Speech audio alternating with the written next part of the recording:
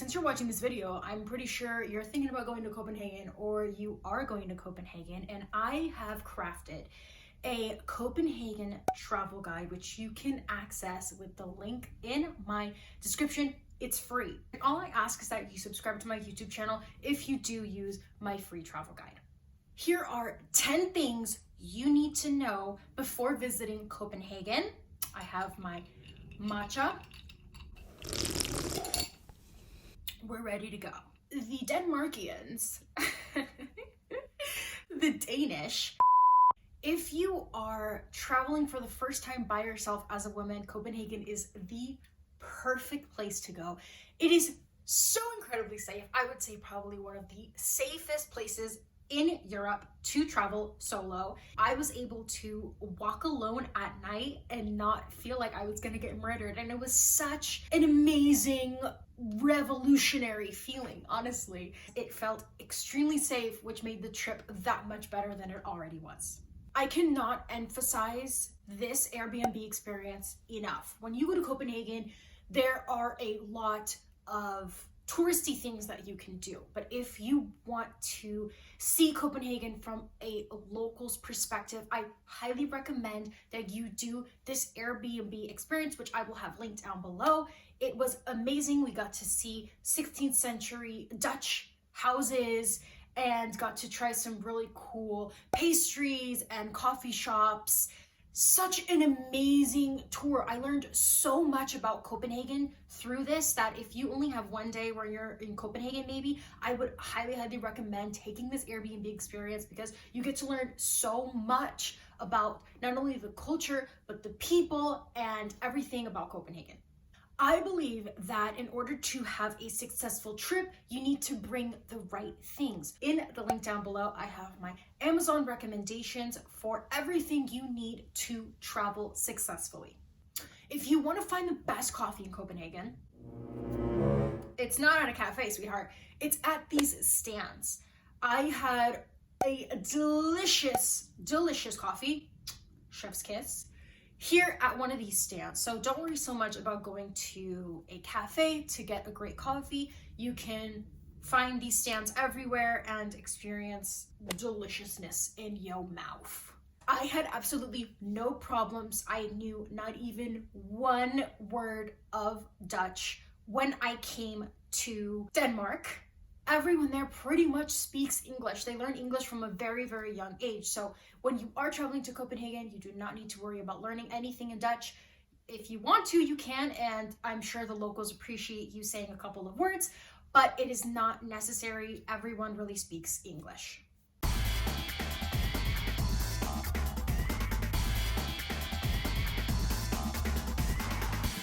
When I tell you that when I went to Copenhagen, everyone there was dressed to the nines.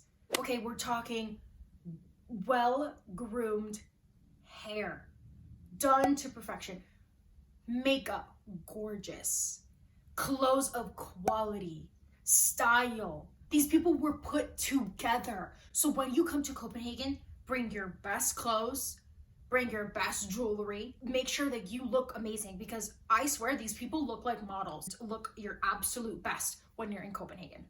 If you want to know the best places to eat and all about the public transport system, which is super simple, be sure to check out my free travel guide in the link down below because I describe all of that and go into great detail. So something that really blew my mind was I never saw that many homeless people. When you do go to Copenhagen, you're not going to see very many homeless people. And this is because the government pays for something called public fixing houses. So in this house, there are nurses that make sure that people are doing drugs in a safe way.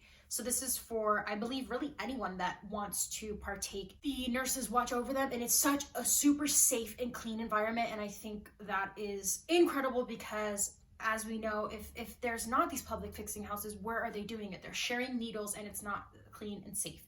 They also have these housings where people that are homeless can sleep and eat. How amazing is that? That's why I never really saw that many homeless people. And when I did see a homeless person, they were not asking for money. They were not being aggressive, nothing. They were just living their life. And I thought that was very interesting because I've never seen that before. And that's because the government has implemented these housings, and I just absolutely love the government in Denmark. Hygge. What the hell is hygge? Warm lighting, a candle being lit, the feeling of being underneath a blanket with your family and a fireplace going. It's this cozy comfort feeling that you can't really translate into English, but it is pronounced hygge. Anytime that I go anywhere, whenever I travel anywhere, I always take a free walking tour.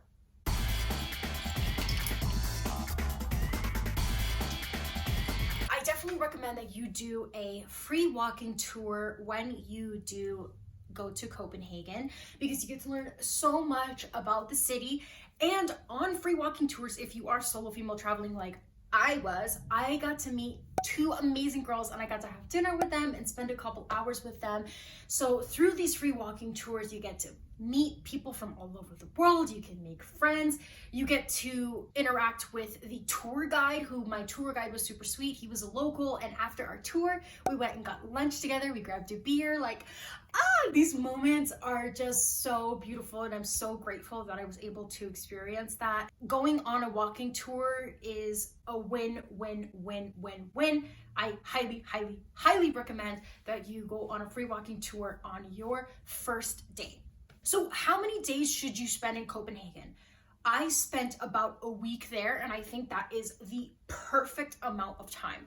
I absolutely love the Airbnb that I stayed in. It was so incredibly perfect, but looking back, I would change that by staying in the city center of Copenhagen, because every single day I had to take a bus 30 minutes into the city and 30 minutes out of the city to get back to my Airbnb. And I wanted to make the most out of every day and be in Copenhagen 100% of the time. So if this is what you also want to do, I highly recommend you stay in the city center. All right, well, that's all I have for today's video. I hope that you found this video helpful. I hope you can use my free travel guide for your trip to Copenhagen. I wish you nothing but positive energy, an amazing trip, and safety, and I will see you guys in the next video. Bye. Yay.